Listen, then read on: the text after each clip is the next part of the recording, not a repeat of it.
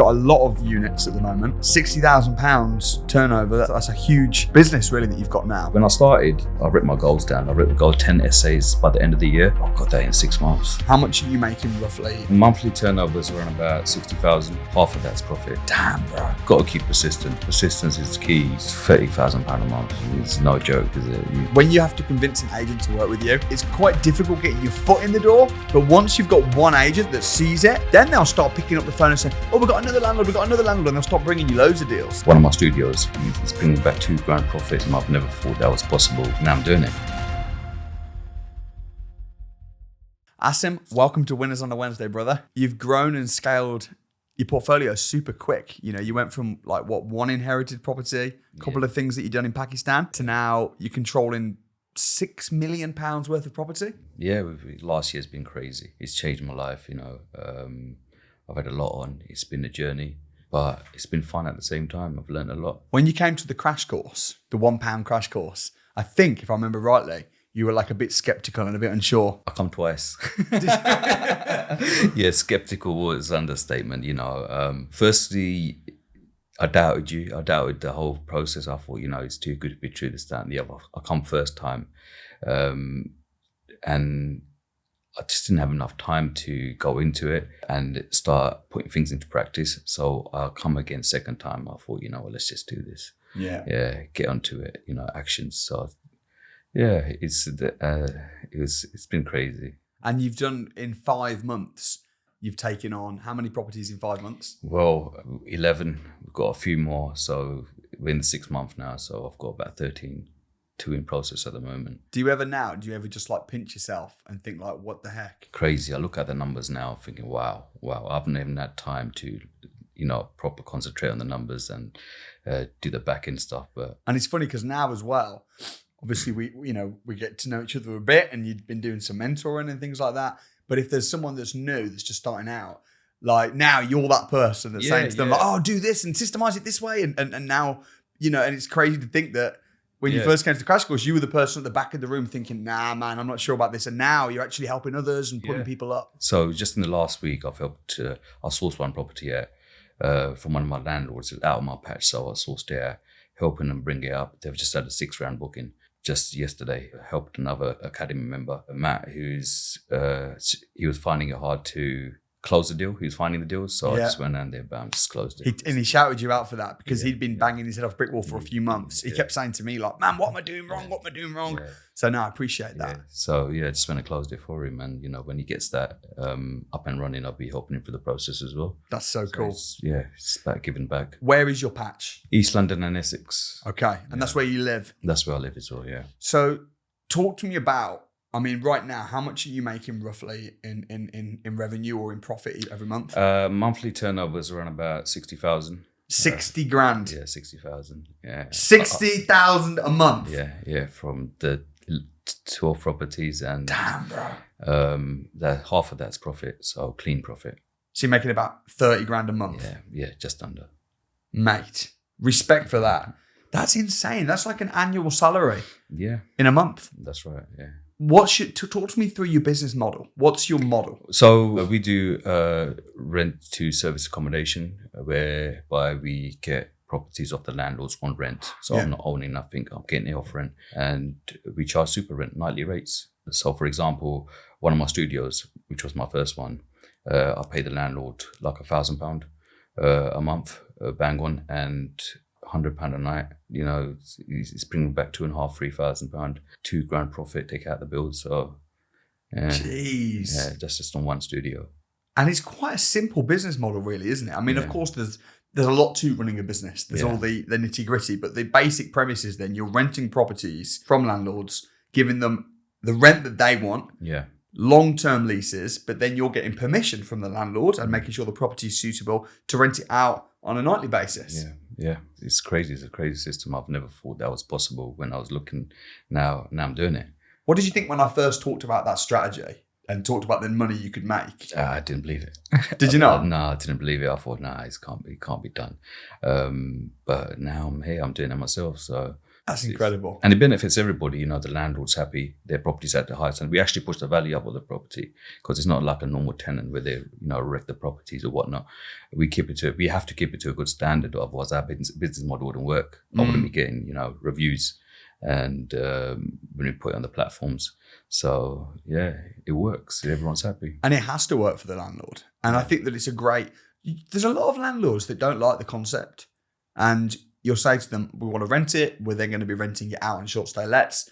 And there's quite a lot of landlords, maybe you've not found this, but generally that are like, no, we don't want to do that. We've heard that before. We're not interested.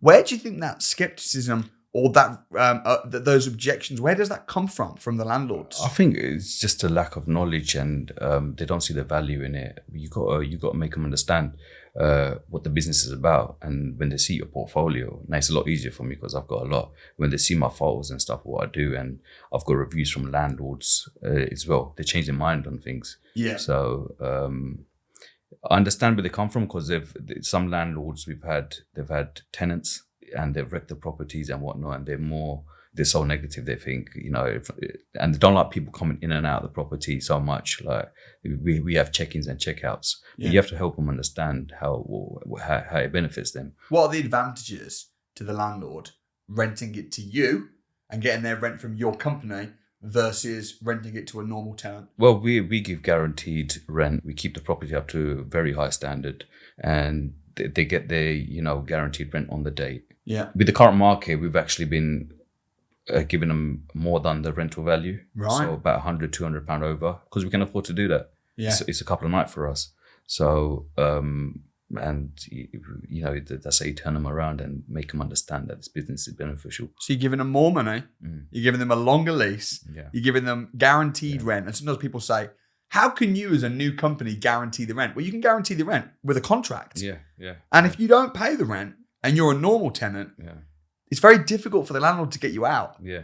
But if you don't pay the rent as a company with a commercial lease agreement, they can get you out in 21 days. Yeah, 21 days we're out. So when they think about that and we give them the contract, you know, nine times out of 10, I've had success rate. And you can show them, look, here's some properties that we've taken on before. Yeah. We're actually going to be improving your property. We're going to be keeping it done to a really high standard. The people coming in and coming out is good because it means that every few days we've got an inspection on the property, cleaners in there. Your property's going to be kept to perfect standard. We won't leave a hair on the bed. You're going to get full rent and even maybe a little bit more. So it's a kind of a no-brainer really from the landlord's perspective. Yeah. Did you face a lot of rejection when you first started? Yeah, obviously, because I didn't, the first few times we did have rejection, but when you show them the value and they see you as a person, how you come across, I think you can, you know, I've had a few landlords that's come back to me now that rejected me in the past. So they do come around to it. Yeah. And once they understand the business model, they think, this will work. Yeah. So yeah. What deals are you currently working on? I know you've got a couple of lease options that you're in negotiations. Yeah, I've got a couple of lease options that come afterwards. So I'm doing rent to service accommodation. So all my rent to rents. So 2 of them, I see the landlord struggling and he wanted to offload his portfolio. So I pitched a lease option to him and he's interested. Nice. That's 2 of the landlords. So that's going through. What do you say then to a landlord? So let's say, and how are you finding these deals? Like when you're finding these properties, are you finding them on Rightmove? Are you going on Gumtree? Are they off market? How are you finding these landlords? I'm in a position where now the landlords and the agents are coming to me. That's a good position to be in. Very good. And that happens quite quickly. Yeah, that happens quite quickly because they've seen the value. Yeah. So initially it was Gumtree, Open Rent, Rightmove, going out to agents, you know, calling, going there. But right now I'm in a position where landlords are coming to me. I haven't done that for a long time now. You've not had to cold call or no. They're just coming to you? They're just coming to me. I've got landlord agents with portfolios and slowly we're just taking them on. What would you say the breakdown is in percentage to the landlords where you've got landlord direct versus agents going through agents? 50-50 really. Yeah. 50-50. I found that with agents that when you have to convince an agent to work with you and you show them your business model, we do company lets, this is how it works, it's quite difficult getting your foot in the door. But Yeah. once you've got one agent that Yeah. sees it and it Yeah. becomes a proven thing, then they'll start picking up the phone and saying, "Oh, we've got another landlord, Yeah. we've got another landlord," and they'll start bringing you loads of deals. Yeah. So one of my first projects was I took on 3 units in one. Yeah. It's like a whole block in Essex, and that was through an agent, and they were very skeptical first, but now he's got a list of properties to give to me. It's like he's going out of his way. He's like a saucer, I'll give him a little fee, and he just keeps coming back. So it's a good position to be in right now. Talk to me about the management side of things. You've got a lot of units at the moment, £60,000 turnover. That's a huge business really that you've got now. How are you managing the portfolio? Do you have staff? Do you manage it yourself? Do you have freelancers? How does that work? Yeah, systemization and organization is key to scale up fast. We have a cleaning and staging team. We have a maintenance manager. I've just hired admin staff because I need my back end sorted out and all my finances and rest of it. I'm just out there networking and finding properties and doing the viewings myself. There's certain things that I can't outsource. But like you say, outsource everything. So that's where I'm going. And, thankfully, we got off to a good start. I've worked on the relationships with the landlords and the guests. Yeah. And, we're still living off those contacts to this day. Yeah, so. What was the hardest thing in the beginning? Like when you were first at that £1 crash course? Wow. What was the biggest challenge? I started in November. So it's nearly been a year. And I got my first property in April 2nd. And it's all on my Instagram. The whole story is there. And it was overthinking, procrastination, and like, how am I going to do this? I'm thinking about the websites. Like, I'm thinking about small things that were kind of, they needed, but kind of irrelevant. I wasn't taking action. As soon as I started taking action, the day I started taking action, I got 3 flats. Yeah. Yeah. So, What did you think when you got that first deal and you got 3 in 1? Yeah. Like, how did you feel about that? I was still a bit scared. I was skeptical still, but because obviously I've paid money for the academy. I've done that investment. I've just taken on a property now. I'm like £20,000 down. Yeah. And I'm thinking at that point, wow. So we set it up. We set the first one up. But once that first booking come through, £3,000, when it's not even ready yet, that's it. It was just free for all. It's like a snowball effect after that. Yeah. How important do you think it is? Because I know you've made a lot of good friends like Teshi and many people on the academy. How important is it having people around you kind of doing the same thing? Couldn't have done it without them. I mean, the network, especially in the academy with yourselves and stuff, the sport. I wouldn't have known none of this. The strategies, all I knew was straight single let. The education, the network, the support. If I pick up a phone call to the twins, Gavin and Mitch, I get advice. Anybody, Billy, King. So when I wanted a lease option agreement, I gave Billy a call. And we know he's the king of like lease options. So I gave him, I go, look, how do I pitch it? Yeah. One phone call. It's that easy. Like, how wouldn't, if I never had him there, if I had a networked, I wouldn't have known none of that. Yeah. So yeah, it's very helpful and it's key. It's key to, us scaling up. What did your family think when you said you were getting into property? I didn't tell them. You didn't tell them? No, I didn't tell them. I didn't. I just done my thing. I mean, the easy going is, but I had to do it. I'm at a point in my life where I had to make certain moves, and I just done it. I didn't tell them. I didn't tell them at all. So when did they find out? They found out when I started calling them to help me out. When you like, I got a property, like mum, I didn't tell her.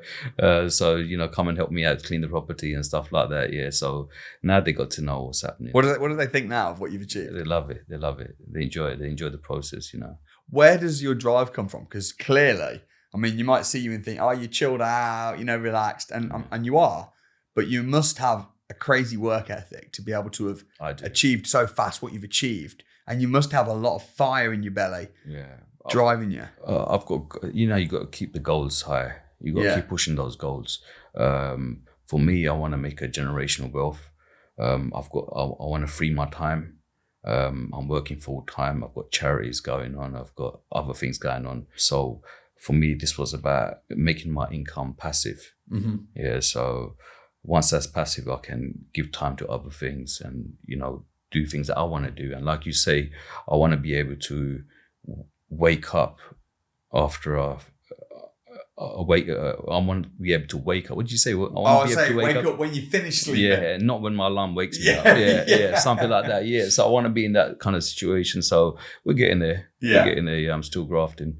What do you do on the charity side? Because I know you've done a lot of water projects. Yeah, I do. Since 2016, when it comes to Ramadan, I start collecting money for water wells because the water shortage around Africa and like Far East, it's crazy. So it's something that I've always been involved in charity.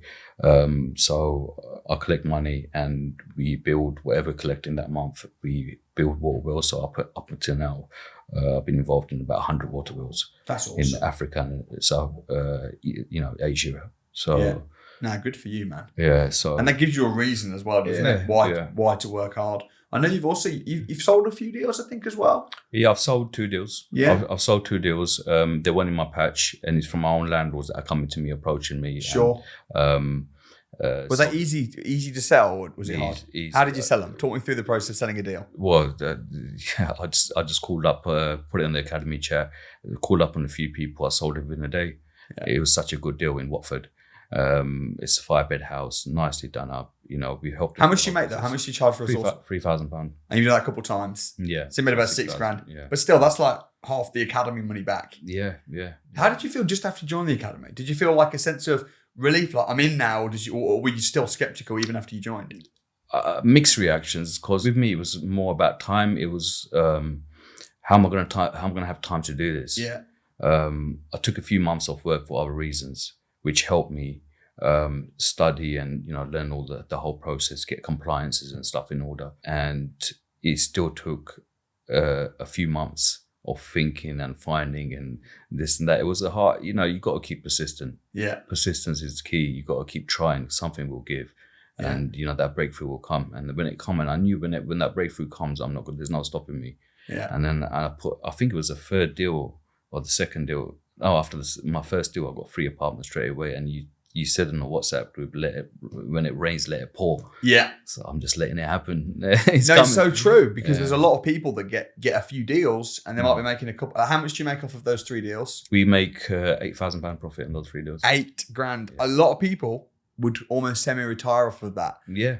They'd be like, okay, I've got my fast pound sorted. I've got 8 grand a month coming in. Now let me go straight to development and straight to this. Or now let me just retire. And whereas I said to you, when it rains, let it pour, man. Yeah. Take the most of the fact that you got, cool. That's your momentum. Keep going, going, hard. And you definitely took that to heart. Yeah, definitely. That, that plays on my mind every other day. I'm thinking, what, I do think about other strategies and I will go into those strategies, but while it's raining, let it pour. Yeah. How important is compliance though? Because I know you said you spent a little bit of time making sure you were compliant, going through the different areas, understanding the rules, legislation. How important is that in rent to rent? 100%. You got to be fully compliant. It gives you that sense of security that you're backed up. Contracts, compliances, they're very important. Yeah. If you don't have them in order, anything can happen. You can. And the government will make an example of you as well. Yeah, exactly. Yeah. If you're not doing it legitimately. That's right, yeah. What's been the biggest challenge? Biggest challenge, time. Yeah. For me. Personally, finding that time to actually go ahead with this business was a big challenge, especially if I've got so much going on in life. But no, you've had personally speaking, you've had a lot of stuff on. I know your dad passed away a couple of years ago. Yeah, dad passed away a couple of years ago, and that actually changed my mindset fully. Before that, I'm in a good job. I'm a manager. I control about 60 people, but it's a job. It's still a job.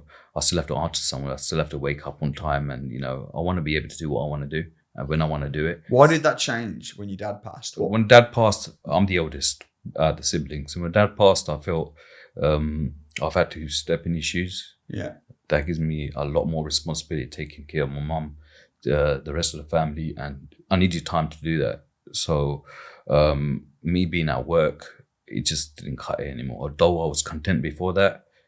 55, 60,000 pound salary.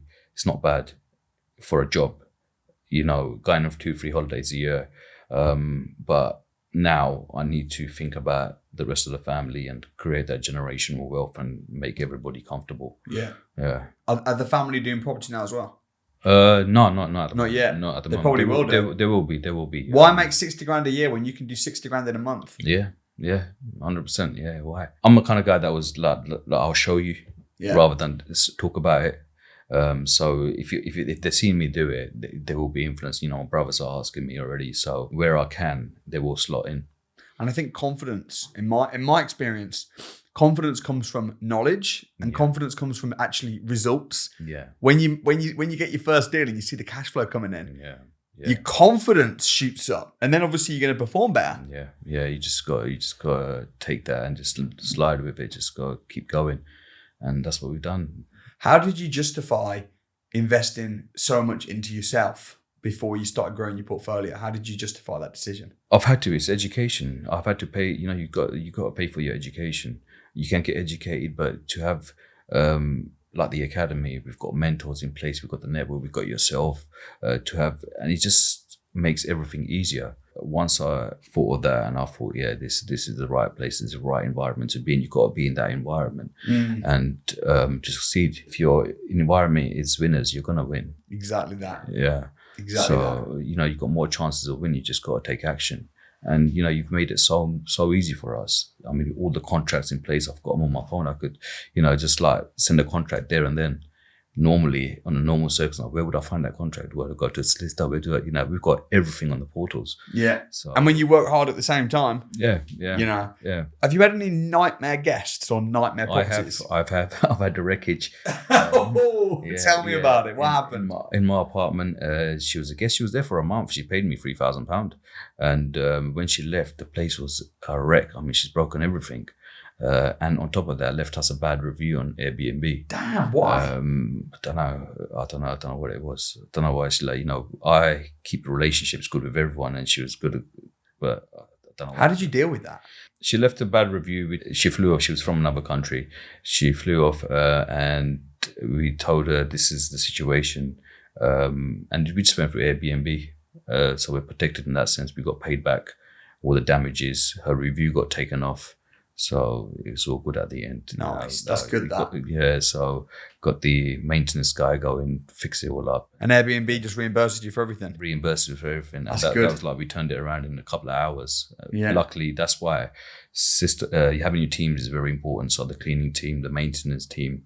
Otherwise, if I didn't have that, I'd be doing it myself. And that's enough, But that'll put a lot of people off. Some people not even try because they're worried about a horror story happening. Yeah. But there's always solutions. Yeah, there's always solutions. How you deal with it. It's the mindset. It's how you deal with problems. You're always going to get problems. Like you say, you're always going to have problems. How you deal with them. Yeah. You've got to be a problem solver. Where and how did you choose the locations? Because you're in Essex, right? So that took me ages in the beginning. Like I was thinking, I'm in London. East London, Canary Wharf's like 10 minutes away from me. That was my patch. That was my initial patch. Then I'm thinking about the 90-day rule. I'm procrastinating on that. That took ages, this, that. And then the rental prices. So I thought, let me just go outside of London. So my first units were just outside the M25. Unproven area, all the website, AirDNA wasn't, but I just went for it. I just thought, how wrong can I get? It's in the middle of the high street. There's a station 5 minutes walk away that goes straight into central London. Just took the chance. And do you think some people spend so much time overthinking things like their area? That was me. Yeah. And then they don't get anything done. Yeah, it's true. And time just goes. You got to be fast. Since I got my first break in April 2nd, I've just been relentless, non-stop. Just take it on. And also, you never know 100%, even if the area is tried and tested, you never know 100% how it's going to go and how many bookings you're going to get until you just do it. So as long as you've got a break clause in place, as long as you don't put way too much money into the deal that you can't get back, as long as you structure it properly and safely and sensibly, and you set it up in such a way whereby even if it goes terribly wrong, I'm not going to really lose much money. Yeah. You got to think about worst case scenario. Think about worst case scenario and work your way out from this. So, like you say, break clauses in the contract are very important for me. I would put 6 months and a year. So even if it doesn't work, worst case scenario, 6 months later, you can give the property back. Yeah, just start from the worst case scenario and work your way upwards. Yeah. So you're protected. How do you furnish the properties? Do you lease them? Do you buy them? Or do you take properties? We that are already started, one of my first properties was in Hertfordshire, which I actually got sourced.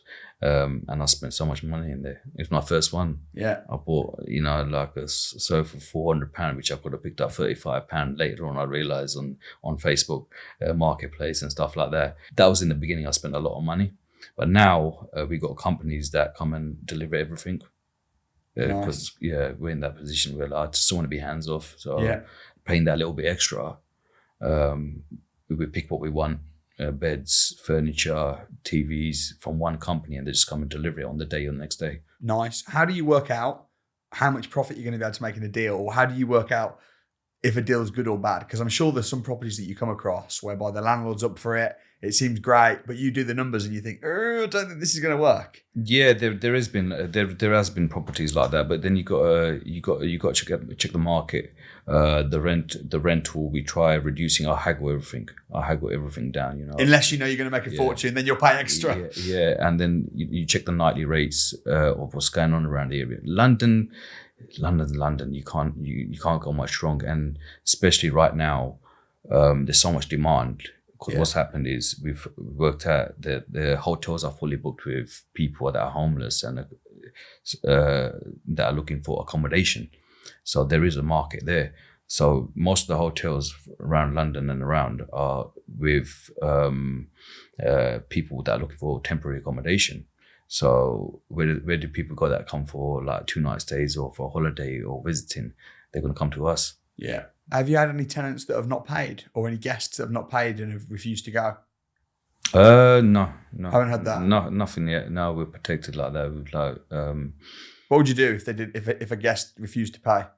If a guest refused to, we'd have to, I don't know, when that comes. You'd probably pick up the phone, book a mentor and call. Yeah, that's it. Pick up a phone call, book a mentor and get some advice from the academy, get somebody, get them out somehow. We get them out easy. I've had it. Yeah. So we've not had that yet. Because the thing is, as a tenant, it's much harder. But as a guest with your business model, if they don't pay, it's the same as if you're at a hotel. If you're at a hotel and you don't pay, they'll just kick you out straight away. Yeah, there's no reason why they shouldn't. We get the money beforehand anyway. Yeah, you charge up front. Yeah. So, and the other thing is, you got to keep a good relationship with everyone. Yeah, I'll keep a good relationship with not only my landlords and agents, with also the guest, every single guest. The first guest that come in, I'm still talking to this day. Yeah, it's relationships, how you build them. Paying attention. Yeah, and they're the ones that are going to leave you a review. I think today I should be very close to becoming a super host. I just got a message. So your super host title is coming real soon. Yeah, so I need one more review, but I've got a couple of bookings in the next few days. So one more review and you're super host. Yeah. That's obviously a big deal to you. How will it feel when you become super host? Wow, that's a celebration just there. That's a celebration. Are you going to be at the awards night Saturday? I will be here. I will be at the awards. Yeah. What advice would you give to yourself from a year ago when you were just sort of looking into this and you were skeptical and... Move faster. Just don't think too much, and just, if the numbers add up and your risk is low, just go for it at the beginning. Yeah, that's it. Just move fast, like I'm moving now. But how's life changed in the last year?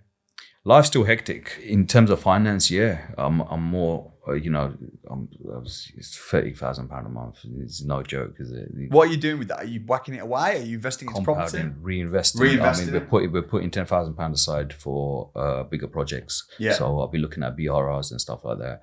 We're taking a percentage of wage in, but most of it we're reinvesting and just scaling up as much as I can scale up to. Targets £100,000 a month. That sounds realistic considering you're turning over 60 already. Yeah. When I started in January, I wrote my goals down like make us write our goals down. I wrote the goal 10 essays by the end of the year. I got that in 6 months. Well, huge respect to what you've done. It's been a real pleasure working with you. I'm excited about seeing the progress over the coming months and years, my brother. Thank you very much. Love. Cheers.